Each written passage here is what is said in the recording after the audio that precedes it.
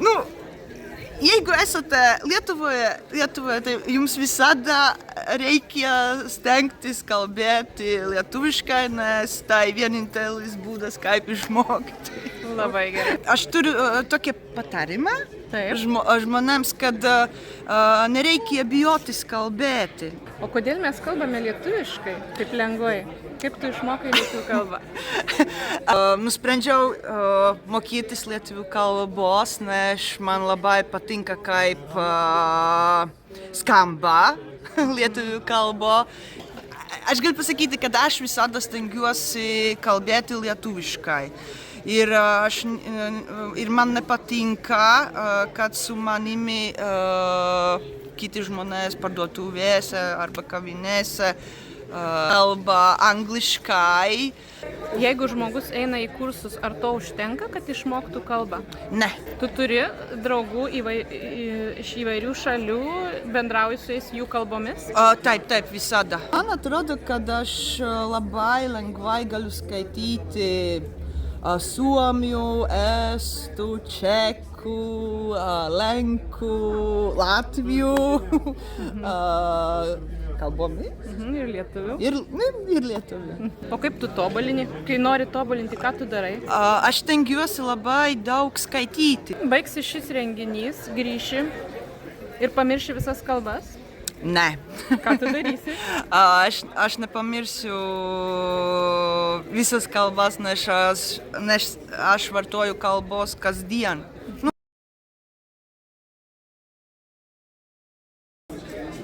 Sveika, Inesė. Sveika, Rasa. Kur mes esame?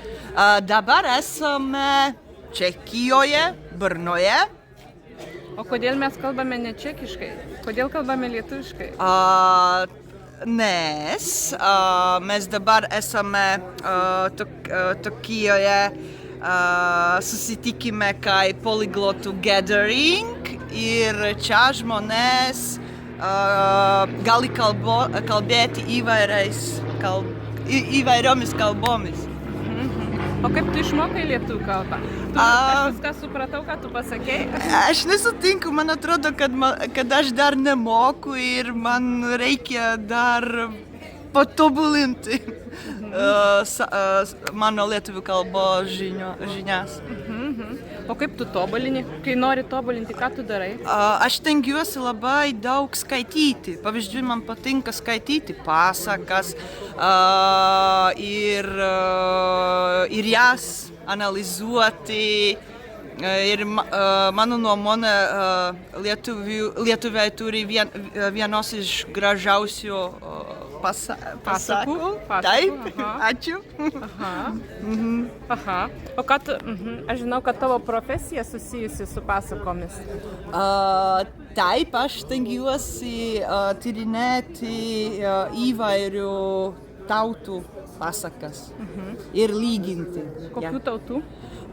Dabar baltų, latvių ir lietuvių ir slavų, pavyzdžiui, čekų ir lenkų. Tu tas pasakas skaitai originalų kalbomis? Taip, visada.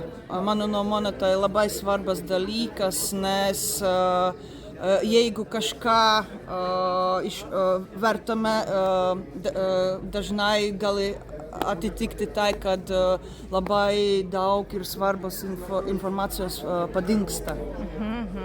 O kokiomis kalbomis tu skaitai? Ui!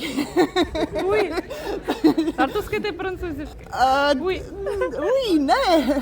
Kaip tu skaitai? Lenkų, latvių kalbomis. Ir lietuvių? Ir lietuvių. Parodyk, tu kažką turi, kur parašytos tavo kalbos. Čia galite matyti. Gimtoji latvių, tada C lietuvių. Anksčiau buvo, Bet ir dabar viską suprantu, ką tu sakai. Gerai, o kaip tu mokaisi? Skaitai daug, ką tu dar darai? Tik skaitai, eini į kursus, turi mokytoją? Ar tu manai, kad nereikia nei kursų, nei mokytojo? Pavyzdžiui, aš esu studijavusi Lietuvoje, lietuvių kalbos kursuose.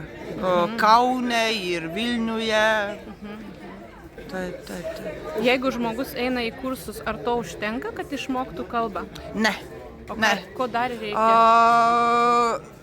Kursai yra labai geras dalykas, bet man atrodo, kad po mėnesių arba po 2 mėnesių viskas žmogus gali pamiršti viską. Mano nuomonė yra, kad geriau yra rasti, pavyzdžiui, lietuviškai kalbančius draugus ir gerą mokytoją arba geros mokytojos, su kurimis žmogus gali bendrauti ilgiau negu mėnesį arba 2 mėnesius. Tu turi draugų iš įvairių šalių, bendrauji su jais jų kalbomis? Taip, visada. Mes stengiuosi kalbėti įvairiais kalbomis, ne tik angliškai. Gerai. Kartais žmonės pradeda, bet nebaigia. Ką tu gali apie tai pasakyti? Daug žmonių pradeda eiti į kursus, yra didelis pasirinkimas pradinio lygio A1, bet C lygio, B2 lygio nėra daug žmonių. Ką tu gali apie tai pasakyti? Man atrodo, kad labai daug žmonių, kaip pasakyti, neišmoksta kalbos iki B2 lygio arba C1 lygio, nes jie labai bijojasi daryti klaidas. Aš pavyzdžiui taip pat aš galiu pasakyti, kad klaidos tai yra labai normalus dalykas ir aš dariu labai daug klaidų. Aš turiu tokį patarimą žmonėms, kad nereikia bijotis kalbėti. Tai yra vienintelis, kaip pasakyti, būdas, kaip išmokti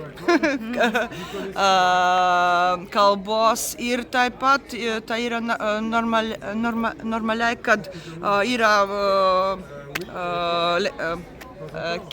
vieniems lengviau skaityti, rašyti ir tuo tarpu kitiems kalbėti. Mano situacija yra tokia, kad aš geriau rašau ir skaičiau negu kalbu ir tai nereikia, kad aš nemoku kalbos, aš galiu viską suprasti. Daug žmonių, jie gyvena šalyje, pavyzdžiui, Lietuvoje, mokiausi lietuvių kalbą, bet parduotuvėje, kavinėje jie kalba rusiškai arba angliškai. Ir jie mokosi lietuvių kalbos, truputį moka ir truputį nemoka. Ką tu gali pasakyti jiems? Kad man yra labai pažįstama ši situacija, nes visada, kad aš esu Lietuvoje, pavyzdžiui, Vilniuje arba Kaune, ir aš galiu pasakyti, kad aš visada stengiuosi kalbėti lietuviškai. Ir man nepatinka, kad su manimi kiti žmonės parduotuvėse arba kavinėse kalba angliškai, nes aš turiu po to tokią kompleksą. Jeigu esate Lietuvoje, tai jums visada reikia stengtis kalbėti lietuviškai, nes tai vienintelis būdas, kaip išmokti. Labai gerai, labai pritariu. Gerai, o tu dabar gyveni Čekijoje? Taip, Čekijoje. Kaip tu išmokai čekiškai taip pat? Visur, kur einu, kalbu čekiškai? Aš galiu pasakyti, kad iš pradžios aš turėjau labai panašias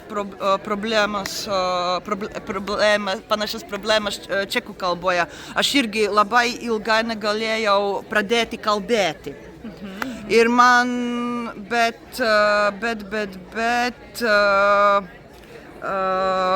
Ir kas tau padėjo?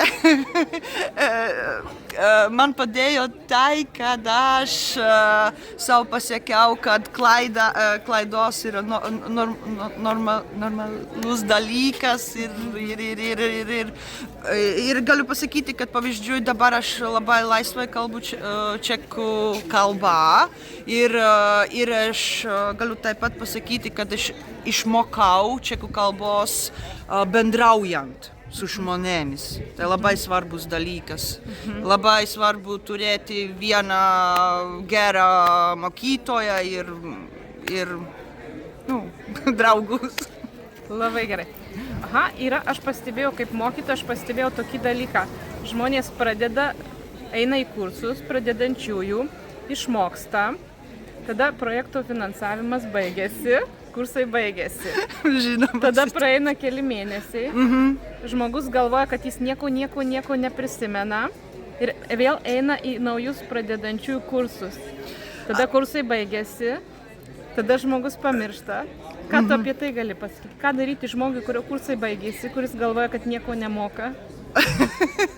Ką jis turi daryti? Kaip tu galvoji? Aš galiu pasakyti iš savo patirties, kad man tokia situacija yra labai pažįstama. Aš turėjau tokią situaciją arba problemą su vokiečių kalba, kad pavyzdžiui savo gyvenime aš pradėjau mokytis vokiečių kalbą galbūt 3 arba 4 kartus, bet aš supratau, kad aš negaliu visada būti pradinėme lygyje? Taip. Ir man padėjo tai, kad aš pradėjau skaityti knygos, klausytis muzikos, bendrauti.